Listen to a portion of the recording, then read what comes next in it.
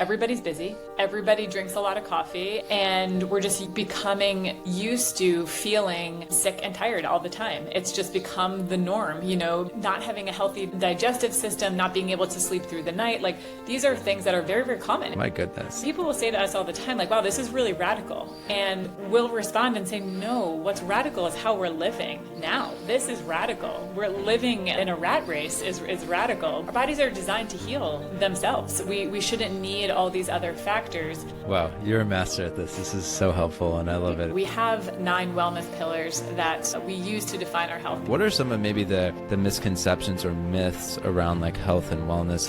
We are the ones who overcomplicate it. Giving your body some predictability and some consistency is a really great way to maintain balance and order. We are all overcommitted. We are stretched, and our expectations are so unrealistic of ourselves.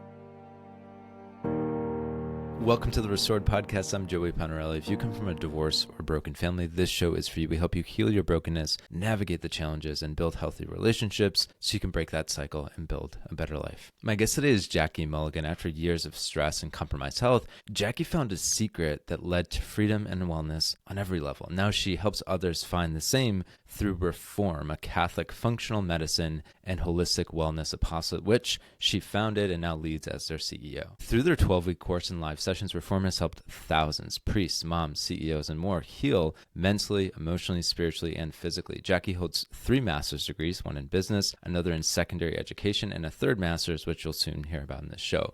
She's also a functional diagnostic nutrition practitioner, holistic nutritionist, certified nutritionist consultant, and so much more. I think the reality for so many of us is so many of us feel depleted, we feel exhausted, yet we might not really know why, be able to put our finger on. And this is especially true for those of us who come from divorce or broken, dysfunctional families. For example, research shows that children of divorce typically have worse physical health and more emotional problems. But thankfully, that does not have to be your story. Going from depleted to healthy on every level is not only doable, but it's simpler than you think, according to Jackie. In this episode, we discuss the 9 often overlooked pillars of health that could be sabotaging your wellness. We talk about the top 4 areas of health where most people need to start. Jackie offers some quick and simple tips you probably haven't heard to feel and be your best. And if you come from a dysfunctional or a divorced family, Jackie shares some powerful truth that could rewire how you see yourself and what you believe is possible. And Jackie opens up too about the moment that just changed everything for her in her health journey and the breakthrough that she had in that moment. If you've struggled with your health in any way, or you just desire to be healthier, this episode is for you. Now, in this episode, we do talk about God and faith, and if you don't believe in God, you're totally welcome here. Anyone who's been listening to this show knows that this is not a strictly religious podcast, and so wherever you're at, I'm glad you're here. If you don't believe in God, my challenge to you would be this: just listen with an open mind. Even if you skip or take out the God part, you're still going to benefit a lot from this episode. And with that, here's our conversation. Jackie, welcome to the show. It's so good to have you. Well, thank you so much, Joey. I'm grateful to be here. For everyone listening who doesn't know what Reform Wellness is, what you guys do, would you give us a quick explanation? Sure. We are Catholic functional medicine practice and holistic wellness apostolate. And so we define health as the state of the body and the soul together.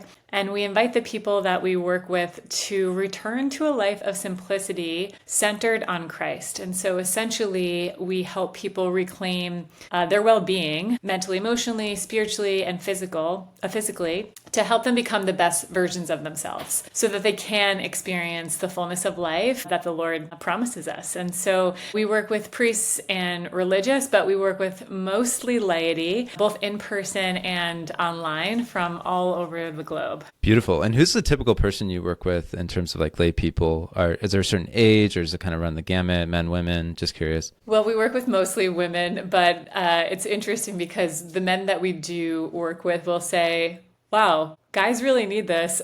Do you work with more men? But I don't know if it's a timing thing or just that sometimes Reform in itself appeals to more women in our approach. But we do typically work with women, though we are welcome to working with anybody.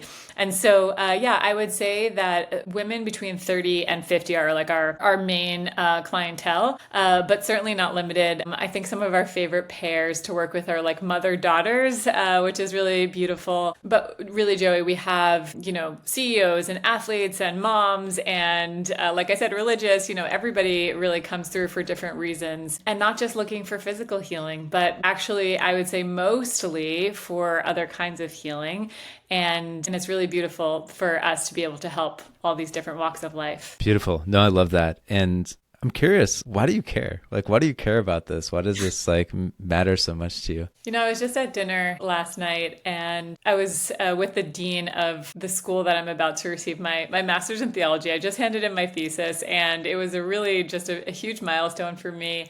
And we were talking a little bit about reform, and she stopped me and she was like, "You really love what you do." And it really is true. And I feel so very grateful for that gift. I feel such purpose in what I'm doing. And I think it's because I had such a personal experience in the beginning of starting reform. And that was my own realization that if I wanted to be wholly well, physically, mentally, emotionally, and spiritually, I really needed to put the Lord at the center of my life, to not compartmentalize him, to not give him access to some areas of my heart or some areas of my healing or some areas of my life, but rather give him access to everything, which he saw anyway, but gives us free will. And so I love it because I really do see people healing. It's so much more than even what we offer, but it's watching what the Lord does in people's lives. Like when they give their yes and live from a place where they're really embodying their truest identity as a beloved daughter or son of Christ, and really allowing themselves to tangibly believe that and feel that, but then approach their healing from that place, knowing who the Lord is, and that nothing is impossible for him. Like,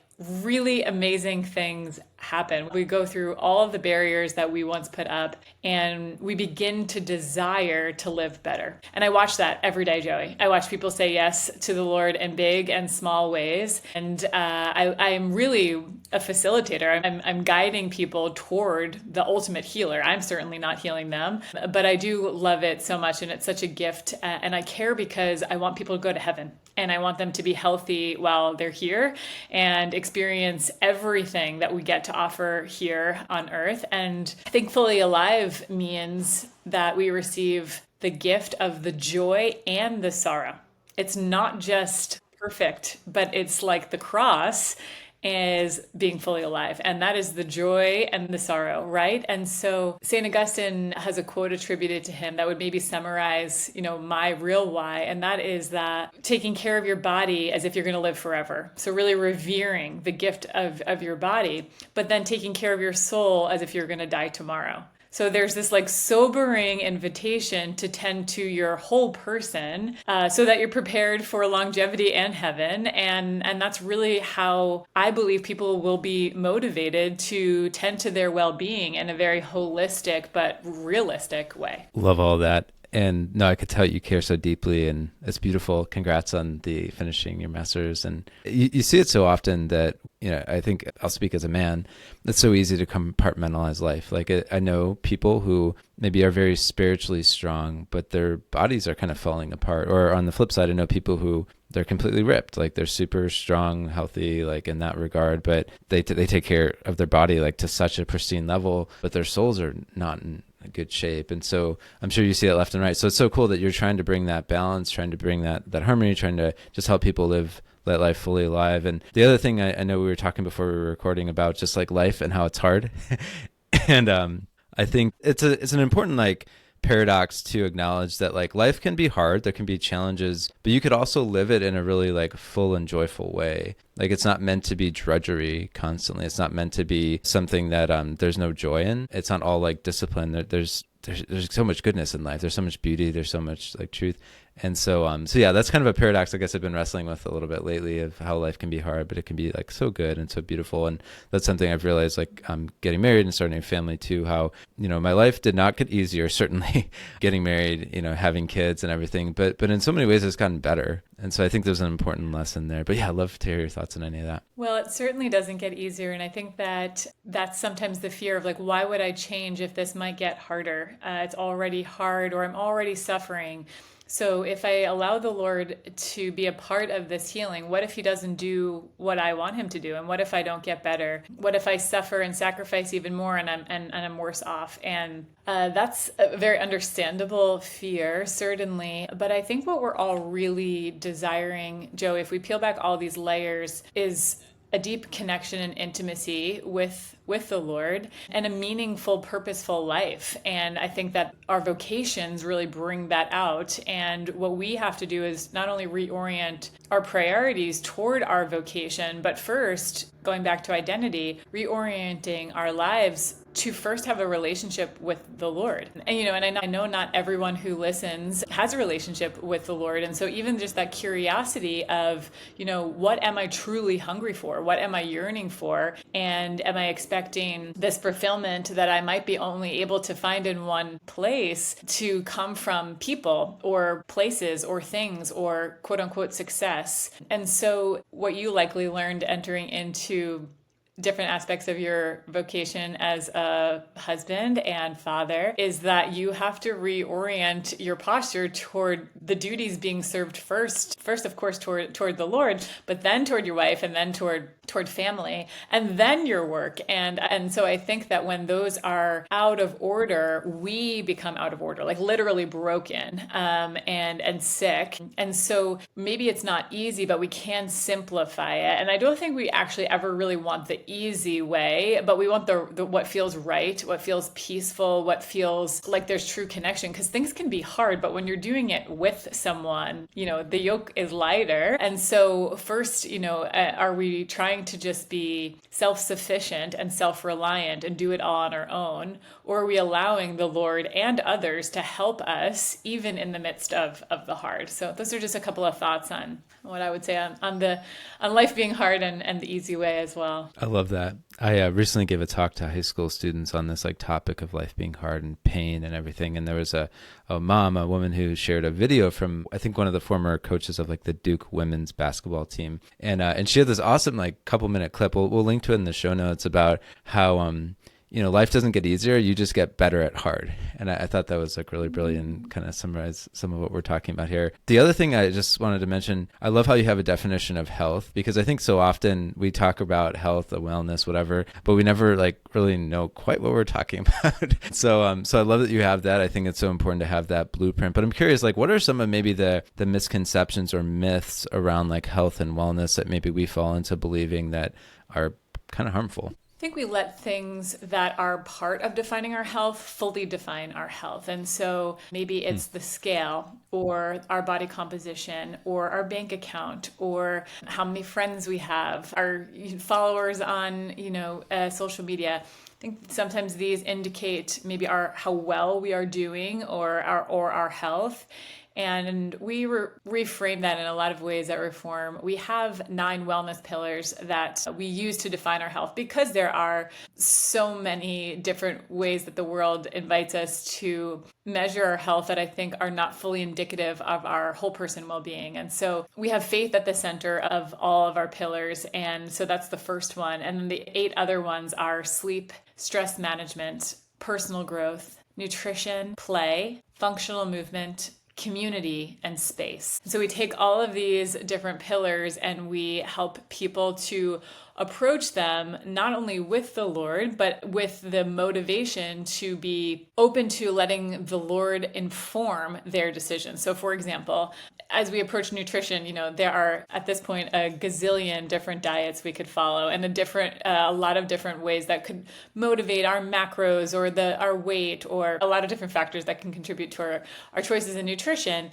And we ask people to simplify it in the sense of, how would you eat if you remembered that you're a beloved daughter or son of Christ? How would you choose to nourish your body if you really rooted in your truest identity, and if you wanted to be healthy physically and spiritually? And the truth is that most of us know how we ought to eat. We know we ought to eat real whole foods. We are the ones who overcomplicate it, and it really doesn't have to be complicated. Now, certainly nutrition and food can be medicine, and there are certain seasons where certain foods can help us more than others. But intuitively, Joey, most people know that sugar isn't going to make them more healthy, or that alcohol isn't going to make you more healthy. And so there isn't like a good or bad, but rather approaching the wellness pillars in a rightly ordered way to say, well, if I really understand who I am and who the Lord is, then I would choose to nurture my body in a way that would really be life-giving. And I do find that people stop focusing so much on the scale or on their macros or about the foods that they're eating or not eating, and focus more on like the freedom that comes with their identity. And often when I'm using nutrition as an example, because it's one of the most common ways that people measure their health, but when people are focusing on a diet or on their nutrition, even if it's for a good reason, like to heal their gut, sometimes that becomes like the center of their life. It becomes the idol. Like the only thing they're thinking about is their nutrition. And there's not a place for the Lord or for healing to happen around that attachment and control. That makes so much sense. And I love what you said at the beginning, especially too, of just kind of attributing or using the wrong measuring stick for health and wellness and all that. Because I think, yeah, so common. But I love everything you said. I'm curious, of the 9 pillars, what are the ones that are like the most immediately helpful for most people? Like, obviously, I'm sure it varies from, this person to that person, but what are the ones that you guys see like, oh, typically these like 1, 2, or 3 are the most immediately helpful? Okay, real talk. If you've been trying to get in shape so you feel better physically and emotionally, but nothing is working, you're not crazy. I've been there myself. I recently read a free guide by Dakota, a certified personal trainer who we've partnered with that's helped about 1,000 people, and it was really helpful for me personally. In the guide, he breaks down the biggest fitness mistakes that we all make, like under-eating, overstressing, or focusing too much on the scale, and he gives really simple, practical tips that you can actually use, that you can implement today. And so if you're tired of feeling like you're never going to get in shape, just click on the link in the show notes and grab the guide today. It's totally free, and it might just be the thing you need to start feeling healthier physically and emotionally. Yeah. The ones that we have to do every day. So faith, prayer every day, sleep, and nobody gets enough of it. And really nourishment, nutrition, nourishing our bodies. I would even venture to say that stress management comes up right after that. People come and think we're going to go right into movement or tell them exactly what to eat. And we don't even get there until like the second part of our course. But really approaching their health of first to say, you are a body and a soul together. You're not a body without a soul. They're not two different parts of you. They're one whole, and one affects the other. And so it's almost like why you're not sleeping or why you're not praying is more important than what you're doing when you're praying or what you're eating. And so we're looking at the real motivation, the why. And we have found that when your why is connected to the Lord and heaven and longevity, you're more able and willing to be consistent than if it was something fleeting like, I want to lose 10 pounds or I want to make X amount of money. Those things are motivating in a very temporary way. And so it is beautiful to give it real meaning and depth. But I would say that most people we start with their sleep and their prayer life. And we see so much change. We see weight loss happen without even touching nutrition and just looking at prioritizing sleep and prioritizing their relationship with prayer. Gosh, I love that. I was listening to Gary Brecka. He's like a biohacker for anyone who isn't familiar. He studied biology and did whatever degree in that. And then he was working for an insurance company predicting how many months people had to live, and he just learned a lot about health by looking at all these different places. Some people maybe don't follow all of what he said, but I found a lot of what he said helpful. One of his lines is that belief can't be disconnected from biology. Like biology and belief are like so tightly wound, and I love that, like the body soul combination, how certainly we need meaning, we need grace, we need all those things. But I'm curious, in all those like 4 that you mentioned, sleep, nutrition, faith, and, stress management, let's throw that in there too. What's like one tip that you would give to everyone listening, maybe in each of those? If, you pick where to start, but I'm curious if you had like one quick tip, if you were like passing someone on the street, what would you say to help them improve in that area? Yeah, of course. For faith, I would start there because we need the Lord. We need him. Yeah. And in order to have a connection with him and to invite him into our healing and to not do this on our own, we need to pray. And so we recommend not only praying every day, but praying early. So prioritizing that first things first. So prioritizing prayer before you touch your cell phone, before you start answering emails, give him the first fruits and And we recommend 30 minutes a day. You might want to work your way up to that. And there's no formula. There's a lot of different really beautiful ways to pray. But yeah, starting with prayer early and often to reorient your day and to hand over your day to the Lord. Joey and I were just speaking before we started the episode of how we like to come into the day with our own plan. And when that gets changed, sometimes it can feel frustrating or disrupting. But the truth is that that's the way it is every day. We just think we have control. And so sometimes it's so beautiful to hand over the keys back to the Lord, who has the keys anyway. And that's a really beautiful thing to do in the morning, to hand over your worries, to offer your intentions, and to prioritize the things that might be on your plate that day. So that's how I would start with faith. With sleep, absolutely prioritizing a time to unplug and having a consistent bedtime and wake time, so that our body has so many different things that it has to do during the day to sort of manage your stress and the things that are so unpredictable, that giving your body some predictability and some consistency is a really great way to maintain balance and order, but to also allow you to have adequate rest and sleep. So this might sound crazy to some who don't get a lot of sleep, but we recommend 7.5 to 9 hours minimally for adults. So yeah, I think a great time to unplug around 9:30 and getting to bed around 10. The earlier you can unplug, the better. The less time you have with blue light exposure, which can disrupt the production of melatonin, the better. So that's sleep. Nutrition. This sounds a little bit too straightforward sometimes, but I don't think enough people do it. And so one of our recommendations is to sit down for your meals for 20 minutes. Not eating on the go, not eating while you're working or in front of a screen or driving or commuting, but rather sitting down for your meals, saying a quick prayer of gratitude for the food that you're about to, literally going to fuel your body for the day. But also it helps you to slow down and chew your food and give adequate time for digestion. Gut health is like the root of disease these days, and I think it's a lot of because of how we're eating, more maybe even more so than what we're eating. But also, Joey, if you think about it, you would want to put more nourishing foods on your plate if you were going to be sitting down and presently eating and allowing yourself to nourish slowly. And sometimes I think we don't pay attention to what we're eating because we're just eating it on the go and it's just out of convenience. And so sitting down for your meals sounds relatively straightforward and so almost overly simplistic, but there's so much that can happen in being present and sitting down with your food. All right, we have one more that I'll go over. Stress management. So stress management, I think you have to know what your stressors are. So one of the most inconvenient things is to pause and actually identify what is on your plate. Like, what are your stressors? What's on your plate? And so taking the time to really define, these are the top 3 things I'm stressed out about.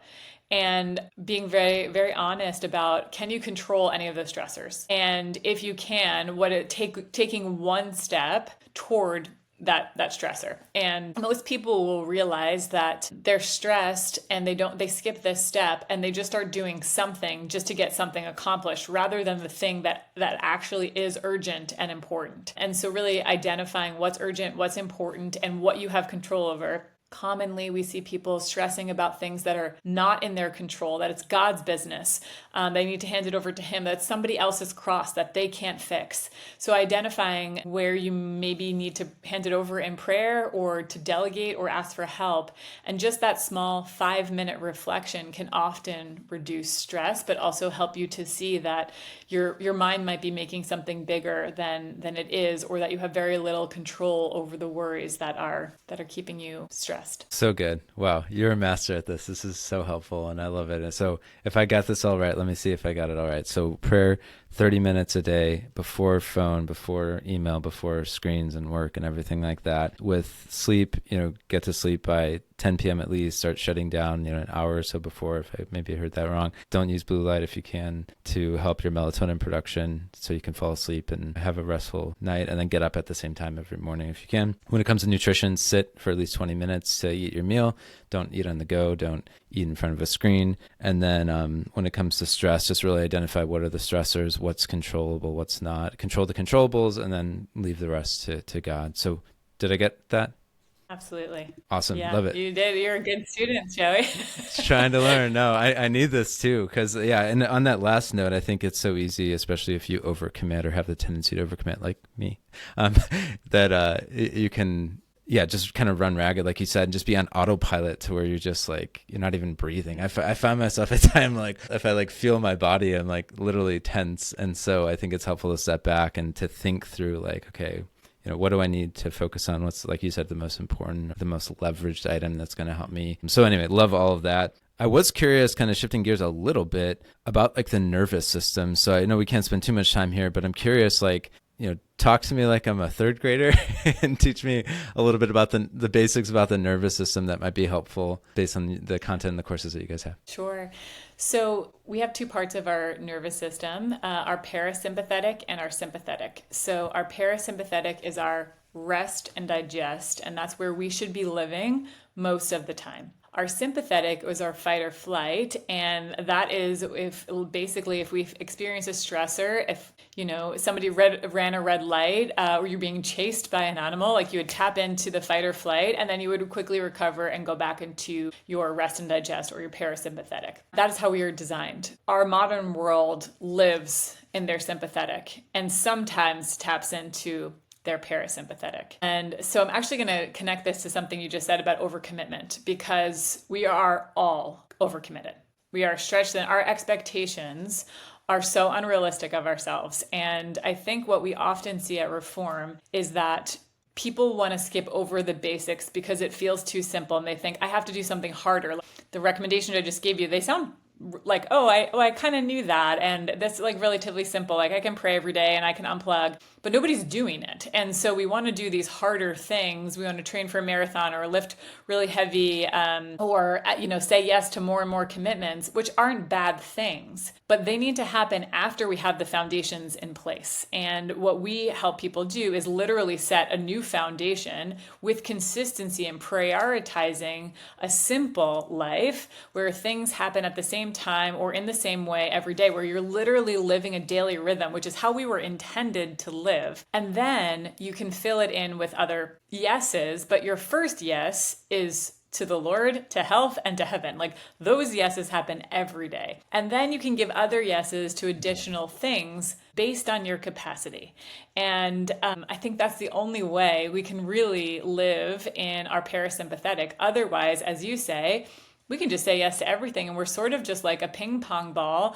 You forget to breathe and you're just reacting and surviving. And like we were not meant to be in survival mode. We can be in our sympathetic in seasons of big traumas or big stressors, but you're designed to then go back into your parasympathetic and like recover and rest, and not the other way around. And so sadly, we see almost everybody that comes through our door completely depleted, stressed out, exhausted, and they're not even realizing that they are. What we have deemed as normal is that everybody's busy, everybody drinks a lot of coffee, everybody, escapes when they're, into things that really don't make us healthier, when they need a little adventure or fun, and rather than being childlike, it ends up being childish, and we're just becoming used to feeling sick and tired all the time. It's just become the norm, being reliant on coffee or medications, not having a healthy digestive system, not being able to sleep through the night. Like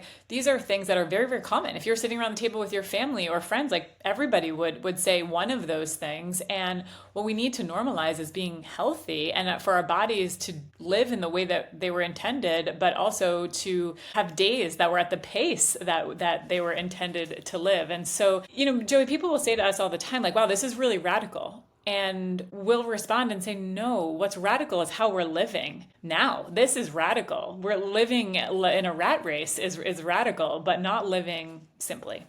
Love it. No, couldn't be truer. Yeah, gosh, so much there. I do want to touch on a couple more things before we close down. Hormones. So hormones are obviously something that are being talked about a lot now, and people have hormonal imbalances. There's all these problems that will come up. So yeah, I'm curious if you would teach me again, like I'm a third grader, on hormones and like how we can get in an optimized state there. If you come from a divorced or broken family, or maybe you know someone who does, we offer more resources than just this podcast. Those resources include things like a book, free video courses, speaking engagements, a free assessment, online community, and much more. All of our resources are designed to help you heal from the trauma that you've endured and build virtue so you can break that cycle and build a better life. And so if you want to view those resources for yourself or someone that you know, just go to restoredministry.com/resources or click on the link in the show notes. Well, I don't want to oversimplify it, but maybe I will, in the sense that our body and starting with our hormones will be in order when we give it the environment in which they can be orderly, meaning that we're getting enough sleep, that we're eating enough and eating consistently nourishing foods. The number one thing that affects our hormones is stress, so that we're managing our stress. And so our bodies, again, shouldn't need to predict, is Joey going to sleep tonight? Is Joey going to nourish me today? Are we going to be working 14 hours or are we going to have a little bit of a rest time? There needs to be predictability in the day and consistency so that there can be order and rhythm. Our bodies are designed to heal themselves. We shouldn't need all these other factors, but the best way to manage your hormones and to keep regulated is to have a daily rhythm and consistency. And nature teaches us this, Joey, where, when it's sunlight, that's really when we should be out and doing. And when it's dark out, this is where we should be resting. And so we can learn a lot from the natural world, but even our circadian rhythm, where every 24 hours we're given the opportunity to begin anew, but also the daylight and the darkness help us to know when it's time to shut down and when it's time to slow down. And we sort of have just modernized all of this and just keep going until we say stop. And that affects and really disrupts all of our natural hormones. Okay. No, makes so much sense. And there's so much I want to say. One, I was just thinking of just how depleted we all are in so many levels. And I think that it makes so much sense that if you kind of stop the depletion, start to nourish yourselves in whatever way that might look like we're talking about, then you're going to be happier, you're going to be healthier. I bet your emotions follow too, with people being, depressed or anxious all the time. So it makes so much sense. And yeah, I had to kind of face this in the last year to some extent because I took this, went to some physical therapy for my shoulder. I tweaked it working out, and the therapist very holistic, and she was wanting to know seems like you're you present yourself as being pretty calm, but interiorly she's like, I wonder if you're kind of living your life in the sympathetic, and so in that fight or flight mode. And I took an assessment, kind of self-assessment that she gave me, and I realized my goodness, so much of my life is you said, lived in that. So I've been trying to learn to to do what you said, but so I'm really excited to go through the course and make use of what you guys offer. But on that note, I'm curious if people are wondering yes, I need this, this is so important, I'm struggling in this way or that way with sleep or hormones or nutrition or whatever, faith especially. And so what do you offer, and how do I get it? Sure. We have an online course called Reform Online, and that's really the first way to begin working with us. So it's 12 weeks. It's essentially self-paced in that you can watch the courses as you're able throughout the 12 weeks. But we also offer live sessions throughout each month. And so there's ways to engage with us live throughout the course. And then also there's pre-recorded classes. We have a cohort starting in June 2nd, Joey, that we're actually just launching today. So it's perfect timing. And it's going to be everything we offer in our foundational course, which is going deeper into all the pillars of health that I named earlier. But we also have a theme in addition to that, which is on metabolic health and body composition. So that we'll be focusing on that this summer, and it also includes a private consultation with myself or Dr. Bridget. So it's a nice way to have some one-on-one personalized attention and care, but also to journey with a community toward Christ-centered healing and Christ-centered wellness. So I would say starting with our course, if you're not quite ready or you want to learn more about Reform, we have our Instagram page where we share free content all the time throughout, actually after Lent, because we're offline for Lent right now. But on our website, we have a tab also that is an events tab, and we offer quarterly workshops on different topics, free webinars every single month. So there's a lot of different ways to get to know more about Reform. And then certainly if people are interested in our course, that would be the best place to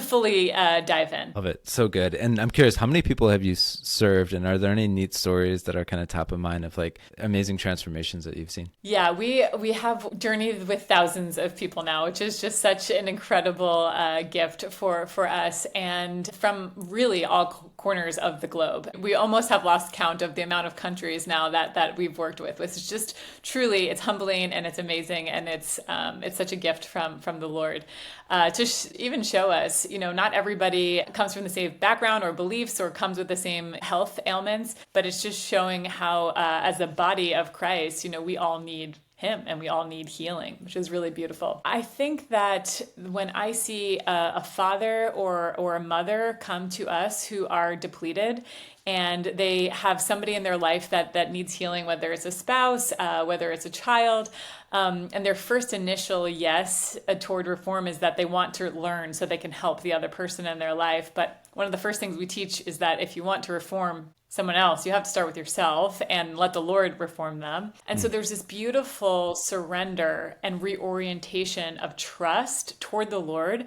But then there's like this detachment where the Lord gets to help that person that they love and care so much, but their own reformation increases their capacity to love, to serve, to pray. I mean, it's so beautiful. And so it's sort of like a 2-for-1 deal. It's like they're healthier and more capable. And now their life and their witness is teaching the others in their household also how to live.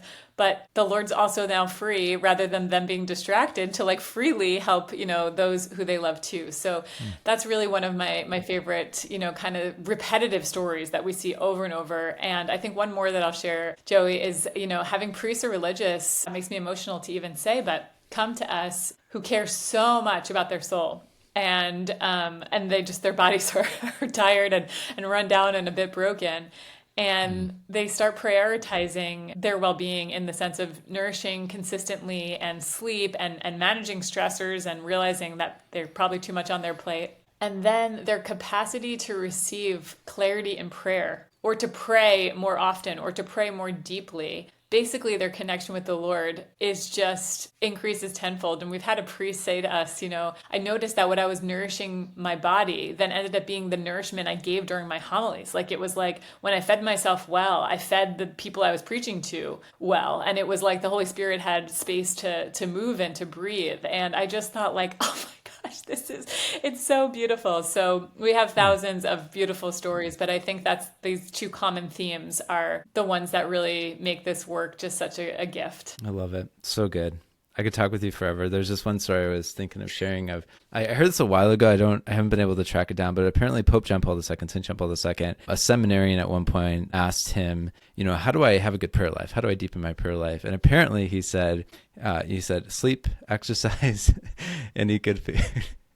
And I thought it was like brilliant. And so anyway, I just think what you're saying makes so much sense of just, if you want to live life to the fullest on every level, then what you guys are offering is what we all need. So thank you so much. I want to give you the last word. I seriously could talk to you forever. I love the work that you're doing. And so just keep up the awesome work. I know there's people in your life, people who come from broken families. And so I'm just wondering, like, they're listening right now. And so what encouragement, what advice would you give to them, especially as it relates to their just all overall health and wellness? Because so often what we see is when they come from broken families, when they come from dysfunction, there's a lot of imbalance, they're in their soul and their bodies and with their emotions. And so what final encouragement or advice would you give to them? Oh, wow. Thank you for that question, encouragement. I would remind us and them that we're not alone and they're not alone, and that we have the best Heavenly Father who loves us more than we can even fathom. I mean, it would blow us away if we knew really how much we are loved. And to let that love drive out any fear, because I think when we believe the lie that we're alone, or that we can never be whole, or never have a healthy relationship, or never be healthy in general, it puts up a barrier around what the Lord can really do. And so when we really desire healing, I don't know if there's a better person to pair with than the Lord. And so go to him. Nothing is too big, nothing is too broken. And I think that with every yes toward life in him, every yes of like taking good care, you'll increase your capacity to be able to heal. And I think that's what we all desire, is an increased capacity to know his will, to feel his love, to know his mercy. And that just requires giving him just an inch of our days, an inch of our well-being, and he will do the rest. What a good woman. What an amazing organization. To get the resources that Jackie and her team offers, you can go to reformwellness.co. Again, reformwellness.co, or just click on the link in the show notes. That wraps up this episode. If this podcast has helped you, feel free to subscribe or follow us on Apple Podcasts, Spotify, YouTube, or your podcast app. Not only is that the best way to avoid missing future episodes, but the more subscribers that we have, the more the apps will suggest our show to people who are looking for help, and it only takes a few seconds. And if you've already done that, I definitely invite you to rate or review the show. We really appreciate that feedback, and that helps people find the show as well. In closing, always remember, you are not doomed to repeat your family's dysfunction. You can break that cycle and build a better life, and we are here to help. And keep in mind the words of C.S. Lewis, who said, you can't go back and change the beginning, but you can start where you are and change the ending.